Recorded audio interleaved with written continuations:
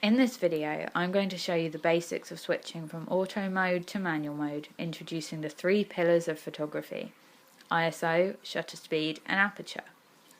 Let's start with ISO. ISO stands for International Standards Organization, which basically means the level of sensitivity of your camera to the light. Typically, the ISO sequence is 100, 200, 400, 800, 1600, 3200 and 6400. Increased sensitivity means we are able to capture images in low light conditions without using flash. However, it comes at a price: grainy images or noise.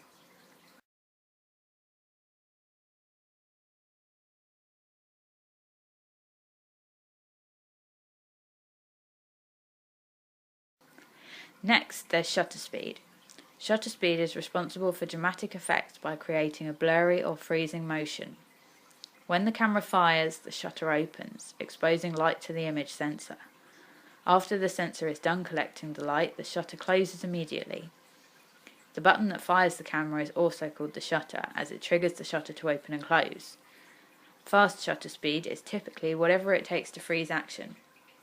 For example, above 1/500th of a second for general photography and over a 1,000th of a second for bird photography. A good example of slow shutter speed is when you get light trails from car headlights in images. Lastly, there's aperture. Aperture is a hole within a lens. Think of the way that our eyes work. The pupil is essentially what we refer to as aperture in photography. The amount of light which enters the retina is limited to the size of the pupil. The larger the pupil, the more light gets in. In aperture, we measure in f numbers, which are these ones here. The numbers are a way of describing the size of the aperture.